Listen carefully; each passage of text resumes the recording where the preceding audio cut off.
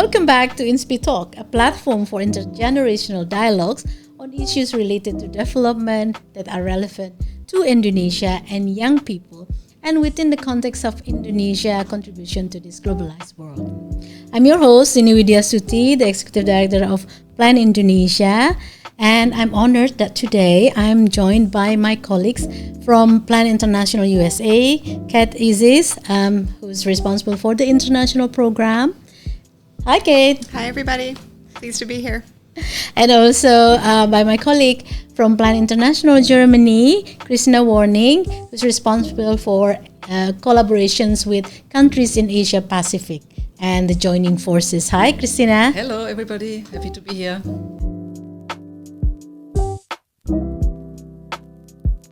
Navigating change in the change of donor landscapes and also global partnership in transition is a big topic. We're not going to discuss all and everything, but we're going to go deep on some of the issues and challenges, especially for Plan International. But what is also more important, I think, right, the impacts of this to girls and young people and in the country that we serve, and also sustainability of development program and also humanitarian. But before that, maybe there's some facts that I'd like to share just to give you an idea what are we talking about and the scale. So for example, some of the global trend in 2024, 17 largest development assistance committee donors collectively provide over 95% of the total recorded ODA or official development assistance. And this is approximately about almost 200 billion US dollar. This is a lot, but actually a drop from the ones before in 2023, 213 billion US dollars. But the projections, the sad projections for 2025 is for the decline to 31.1 billion US dollars. All in US dollars. Kate would be able to probably give me probably a more accurate figures of that. And this is not just the US actually, but also Germany has cut, but other donor countries have cut also. So globally, the funding mix is evolving. We see philanthropic in the emerging economies are also growing. Private sector's role probably also now is more important than before, but also the public at large. So there's a mix of these things. So on one hand, we see a decrease. On the other hand, more activism. But nevertheless, I don't think this can compensate for what we're missing in terms of funding for international aid. We'll go into that later. We have some figures also for Germany and the US, but I will ask you to deliver that and share with us later. But what is more important is what does it mean? These are numbers, right? These are numbers, billions. But for us, it has a consequences, a severe impacts for children, young people, and the girls in particular in terms of achievement or realization of their rights, their access to education, about gender equality, child protection, health. So the freeze, for example, of 38 million in active grants across 12 countries, it has and then also the spend, the unspent funds. In Nepal, for example, there's a loss of remedial class that may push girls to go out of school, increasing risk of child marriage. In Nigeria, there are effects that have been also felt by our colleagues in Nigeria. In Kenya, the Girls Project have been reduced on menstrual hygiene. So this all has impact on the not just the short term but long term of girls and women. And when we talk about girls and children, we're talking about the future generation. We're talking about community and nations, how it's impacted not just now but in the future. So I think it is the right time that we are discussing this now for Indonesia, largely before we are the recipient of international aid. But that trend has been changing since decades or so. But still, these cuts in spending and the funding, and it's not just the cut, the sentiment, and the whole directions of supporting development in least developed or developing countries has also shifted. And I would like to ask you to start with your reaction to this. What has been your experience in the past, I don't know, year especially, but even before, or even since February. Maybe I'll start with Kate first, because the close of USAID has massive impact to the world of development. Kate, over to you. No, thank you, Ibu Dini. It's a big question and a tough one to answer. I think it's definitely been a roller coaster, and things change from one day to the next. So adaptability and flexibility, which I think are key qualities for most that work in the development sector, came in very handy in the last 8 months in particular. So with the closure of USAID, that's cuts of thousands of projects that were active on a Tuesday and closed on a Wednesday. And it's not just the loss of the money, the funding. It's young women who went to school on Tuesday morning and they showed up on Wednesday morning and the school is closed. Mm-hmm. So lives were affected, not just those of us who are supporting from Washington, D.C. or from Hamburg, but young women especially who are accessing these services, and their whole life changed overnight. Luckily, always trying to find the silver lining, while USAID may have closed, it has been rolled into a new department within the U.S. government. So foreign aid will continue under the Department of State. What that looks like remains unclear at this point, but we know that there will remain a commitment to support of overseas development assistance, and we just have to be patient and figure out where we can help advocate to make sure that funding comes back, and more importantly, that funding is directed towards the communities that can benefit most immediately. Yeah, so always determined optimist, right, Kate? We have to be. We have to be, right? Right? Because still we're hopeful. But let's hear Germany and especially Plan Germany take on this shift. Yeah, thank you, Dini and Kate. For us in Hamburg, it didn't come overnight as you experienced in the US. It was more a gradual process, and there lies like challenges, but also many chances, I would say. Like with our let's say Germany is spending on the national income on humanitarian aid from 2024 to 2025 was already a reduction, and it comes to about like 5 billion euros, if we talk in terms of number, but we talk about that later. But as I said, it didn't come like as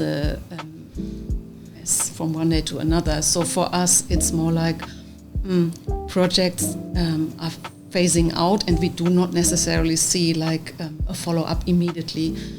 We are like really within the entire organization looking with our partners, with you and other colleagues on how can we do our projects different in terms of addressing different donors perhaps, or different organizations, and to absolutely diversify. You mentioned that briefly. Let me look at the private sector companies that are active here in Indonesia, and we are there to go in a different kind of partnership and a deeper partnership with organizations that we haven't had a chance to work with in the past. We took it more or less for granted that we worked with different kinds of ministries, but with the cut, so we have to think different. Yeah, we can, I think, consider this as a crisis for international development and humanitarian, even though I know that humanitarian funding are still safeguarded. But still, I think also you see probably reduction or even not as big space as it was before, right?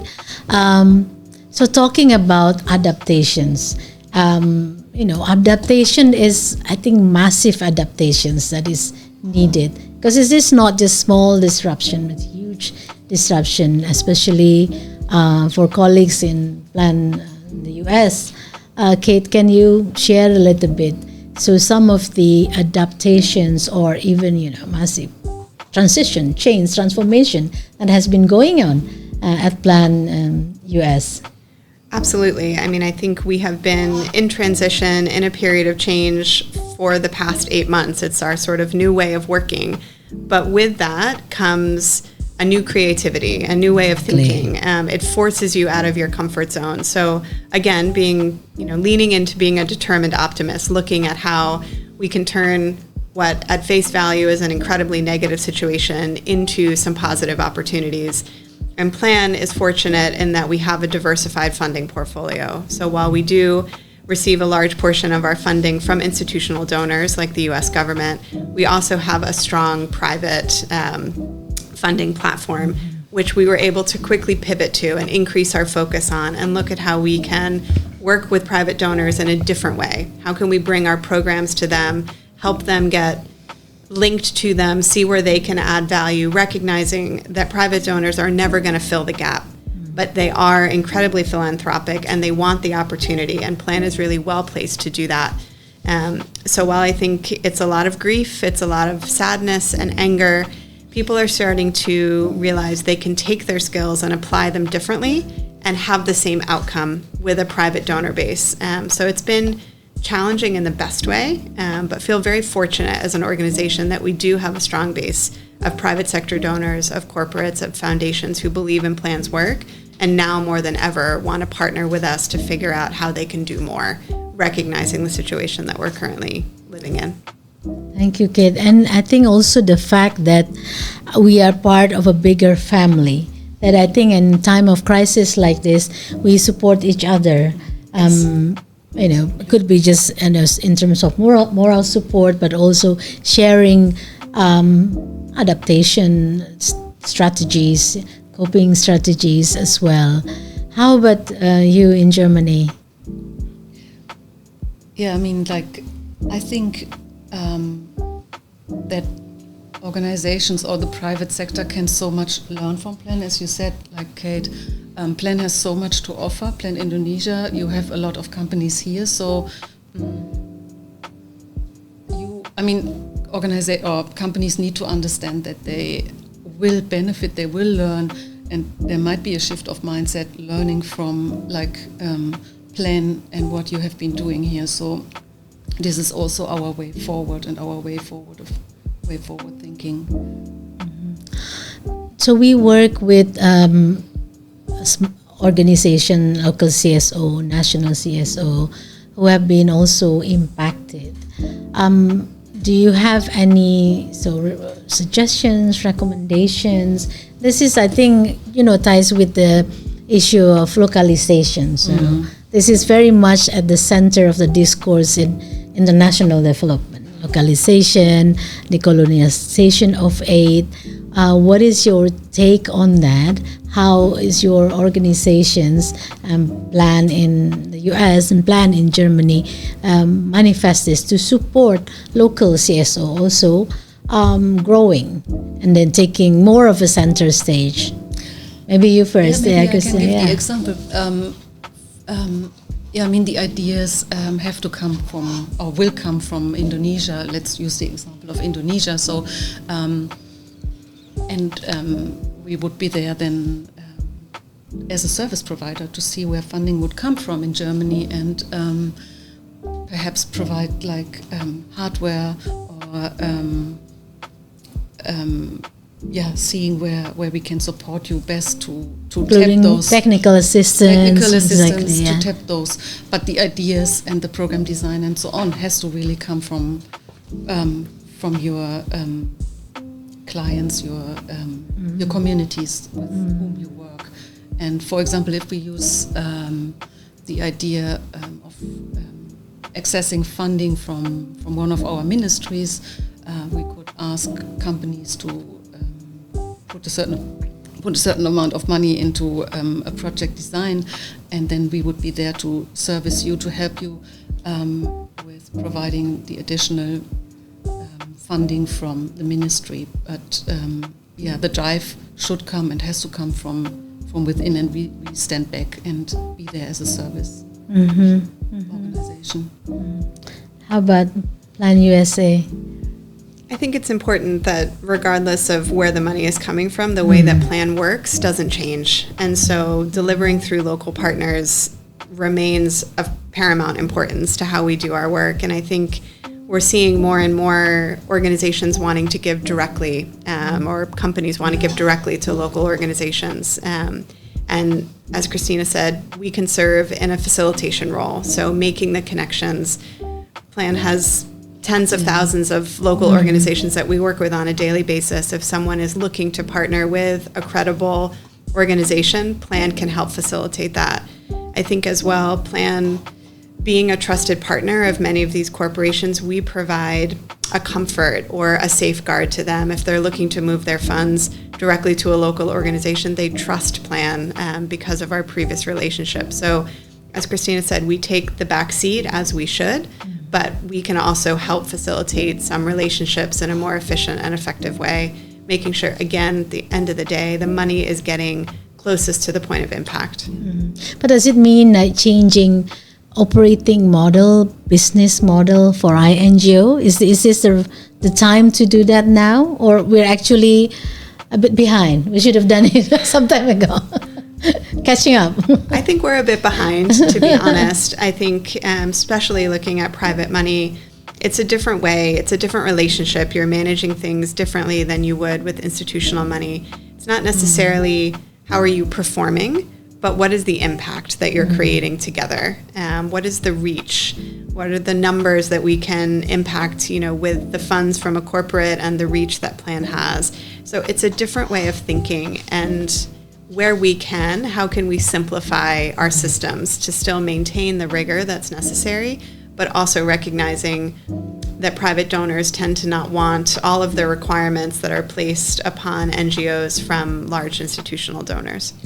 Yeah, it's easier said than done, isn't it? Like balancing between the impact, reach, and the rigor, and to simplify. Yeah.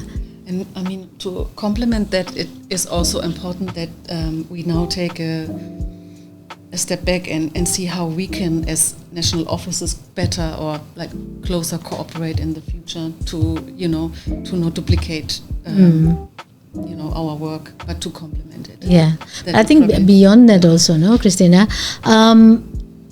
This is not just something that happened to Plan International, but to all the sectors, everyone in the sectors, all NGOs are facing similar challenges, huge challenge. And beyond Plan, as a big family, by the way, we are operating in more than 50 countries implementing, but there are the countries where Plan operates, like in Germany and in the US. There are 20 of them, so we really have a global reach. But so do other INGOs, big INGOs. Have you seen any move or trend for more collaborations, maybe more, shared something, resources, merger, etc.? I mean, when you introduced me, part of my role is also being the team leader for a project that is called Joining Forces, that is supported by one of our ministries. And here we have teamed up with a couple of German NGOs to have a bigger reach in several countries, even across continents. And when I went to the ministry to talk about it, and not only me, the colleagues, we went together, we have events. We always get the feedback how important that is, and that our government, represented through different ministries, actually this is what they want. Like if we talk about development support or government support, then this is what they would love to see more. So more collaborations, more collaboration, and this is sharing. Definitely one of the things to come, and it's a must. So if our sector needs to be better at this. I think we and we do huge shouldn't homework. see it as a competition, but like as something. it's not about us, it's about the communities we Right, support. yeah. Well, business-wise, in reality, there are competition, but I think profoundly the basis needs to be more collaborations, really, where we can, as you say, because at the end of the day, it's not about us, it's the impact to community and girls and children and young people whom we serve, right? Yeah. But, with the cut, the situation is not the same now. Do you see that there are thematic programs that are left behind, not being favored, or countries or continents that are left behind as well? What do you think, Ed? I think there have always been priorities when we look at institutional funding. It's always been specific countries or specific areas, depending on the administration that's in place at the time. Right now, what we're seeing is there will be a continued focus on health programming, specifically PEPFAR, which is the President's Emergency Initiative for HIV and AIDS relief, as well as humanitarian assistance. So recognizing the importance of those two technical areas, unfortunately, it's likely we'll see a severe decline in programming around education, and specifically programming targeting gender and women and girls. But again, that gives us the opportunity to focus and lean in on those technical areas which we know are of critical importance, and push the stories, push the need, push the opportunity for impact with our private donors that we have. Like in Germany, do you see the same trend, or are they slightly different? You know what? There's like on public donor grants, there is definitely decline in the Asia Pacific region. That is something I have seen over the past months, with a focus on specific countries, on specific needs with our government, but also coming back to the corporates. There is such on topics, there's such a need for the green sector, climate-related activities, and that is still one of the topics that is very much in the interest of the entire population in Germany, governments, companies, and so on. And it is something. There is a big. If we only talk about Asia Pacific, there is a stronger focus on very, very limited but particular topics, such as the green sector, for example. And that I see also a big potential here in Indonesia. You are in so many sectors in the issues that are related to climate and climate-related activities. You are at the forefront. And again, having said that, that fits actually very well into our German support. Yeah, but for other topics, there is a decline in the Asia-Pacific region. Yeah, I think from my experience from the country level, we also are forced to be more strategic in terms of our approach and offer for collaborations or request for collaborations with the different donors, differentiating where they're coming from with their interests, because really the room for, it's quite, is getting narrower. But also at the same time being also determined optimist, Kate and Christina, we see also some areas that probably not covered, but this donor, the traditional being covered, for example, gender, but they are new donors, or maybe they are private sector who are still, have concern about DEI, for example. But it is challenging. I know both of you are mainly looking after portfolio on development, but can I ask you a little bit about humanitarian? Because as you know, we have dual mandate in plan, development and humanitarian. And sometimes often actually, the line can be blurred. It's a nexus between development and humanitarian context, and then back to development. So this time we cannot really separate it sometimes.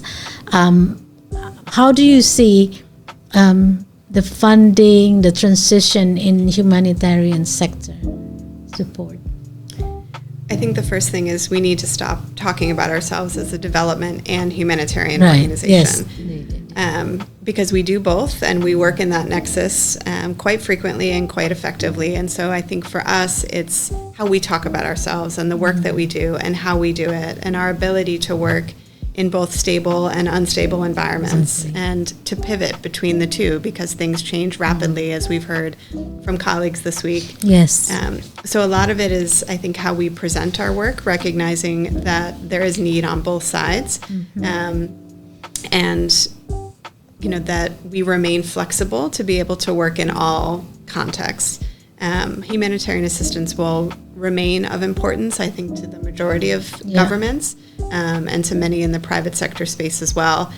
But we want to be able to say we're the organization that, yes, can respond, but stay with us, because we stay with the communities and we can help when the transition occurs back to hopefully a more stable environment.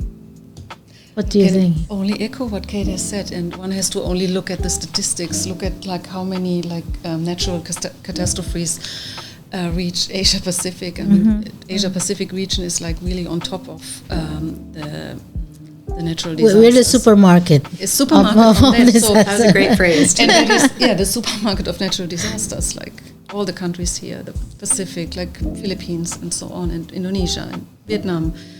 So humanitarian response will always stay and be there, and it's good to have a combination of both and not neglect it. But if one topic or area stands out, it would be also on the humanitarian, on the anticipatory action, to anticipatory and work with government institutions and prepare them for a better action and anticipatory action to be better placed when a disaster strikes, but always have it like on both. Both, yeah. So I agree with you. I think we need to stop talking about it. But there's one point from what you said, Kat, about I think there is a need to also educate the public in your respective countries, in the donors also, about what is needed, the chains, and some of the support from the INGOs to national NGOs, to local CSO, to youth leaders, youth network, because we are part of the ecosystem. I see it as a part of an ecosystem. So if we take one out of the balance, that could create a whole imbalance in terms of the whole ecosystem of development and humanitarian. We're coming to an end. I think we can discuss this for 2 days, and having the podcast for 2 days. I'm not sure they're going to listen to us for 2 days. So the last, I think, recommendation or closing statement from each of you about for countries like Indonesia, countries like especially the emerging economies, like in the region we have the Philippines, but also in other regions like Brazil, Nigeria. What would you say, or your suggestion to us? Because we are in this hybrid situation. So at one hand, there's a lot of needs also for development, assistance, humanitarian. But at the same time, these are the countries who are also needs to be supporting others as well, and it to be more independent and garnering support internally as well. Do you have any recommendation, Kate, for us?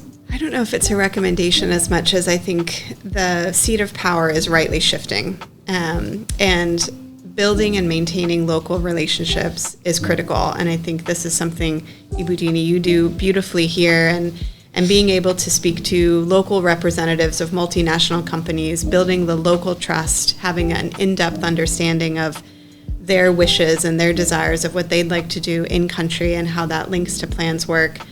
To Christina's point, it helps with the partnership piece. It makes every job easier when we have relationship touch points in lots of different places. So I would say local context, local partnership building, and more in open communication and collaboration. We're all looking to work towards the same end goal. We don't need to compete with one another. We need to come together and bring our respective areas of expertise so that we can have a bigger impact at the end of the day. Thank you, Kate. Christina? Yeah. On top of that, you have amazing networks like all the youth groups. Encourage them to come forward to speak on their own behalf. Like we bring their voice to our governments, which we complement each other in the US, in Germany, and actually, as I mentioned in the beginning, we can learn, but we also want to help and encourage them to speak up, to be proud of what they are doing, and we are there, that their voice are being heard in our countries. Thank you, Kate and Christina. I think the situation, disruption, change will always happen. And sometimes it's small change, sometimes it's huge, massive change. But we need to see ourselves, all actors in development and humanitarian, as part of the ecosystem, I think. So really that we need to work together. But for that, we need to make connections like we're doing this week in Jakarta, where we have workshop, so that we can build better understanding and trust, which is a very important part if we want to continue working together to achieve the impacts for us, for Plan, is for the children and young people whom we serve. So that's our chat for today from INSPI Talk. I'm Dini Widyastuti. I'm signing off now, but just watch out for our next INSPI Talk session. Bye-bye. Bye, thank you.